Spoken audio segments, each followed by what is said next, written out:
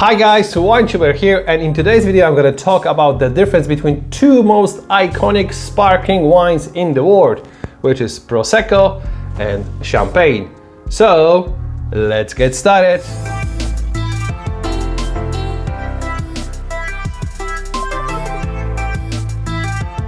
Before we start, many thanks to Denise from Fev Wines for helping me with this video, and if you're watching my channel for the first time, please consider to subscribe. The first difference between Champagne and Prosecco is the country of origin. Champagne is produced in the northern part of France and can be called Champagne only if it comes from the Champagne region. On the other hand, Prosecco is produced in the northern part of Italy in the region of Veneto. Approximately 10% of Prosecco is also produced in the Friuli area. The second and very important difference between Champagne and Prosecco is the grape varieties permitted in both regions. The main grape variety in the Prosecco area is called Glera. Each Prosecco need to contain at least 85% of this particular grape variety. Apart of that, winemakers are also allowed to use Bianchetta, Pereira and Verdicchio, along with the international grape varieties such as Pinot Blanc, Pinot Grigio, Chardonnay and finally Pinot Noir. Fun fact, did you know that Prosecco Rosé DOC was introduced to the market only in 2020? Prosecco Rosé needs to be fermented in stainless steel tanks for at least 60 days and only spumante and drier versions are available on the market. Let's move on to the Champagne area. There are 7 main grape varieties, which is 3 of them covers 99% of whole plantings, and they are Chardonnay, which is white, and then Pinot Meunier and Pinot Noir. Those 2 grapes varieties are red, by the way. Apart of that, there are 4 other white grapes variety permitted in the Champagne, which is Arban, Petit Messier, Pinot Gris and Pinot Blanc. Fun fact, did you know that there's a new grape variety permitted in the Champagne area and it's called Voltis?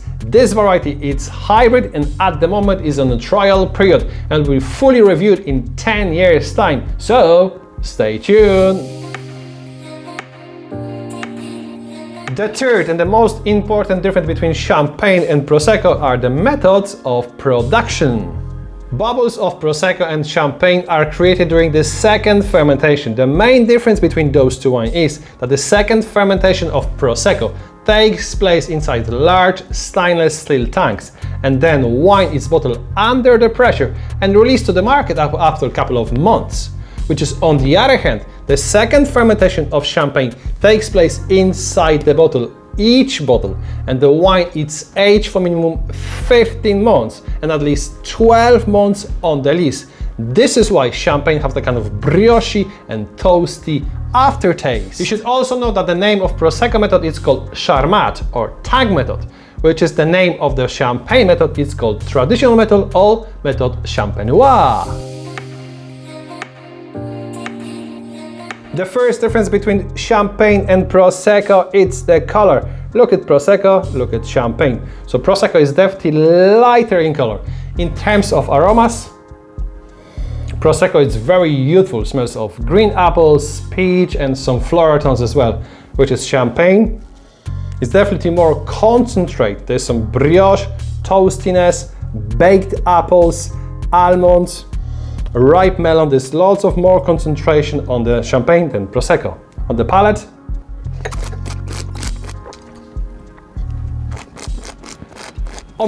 Prosecco is very easy drinking, full of apples, floral tones, and there's a bit of sweetness on the finish, which is Champagne. It's definitely more concentrate. There's loads of toastiness, baked apples, really ripe melon, and definitely is more drier than Prosecco.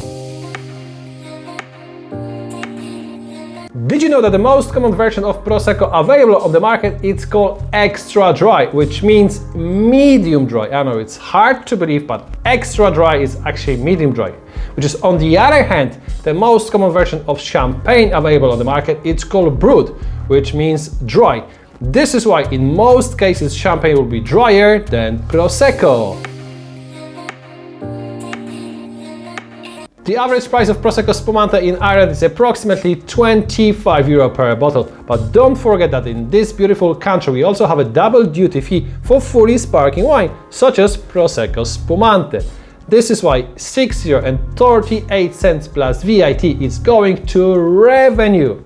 On the other hand, the average price for non-vintage bottle of champagne in Ireland is approximately €60 per bottle.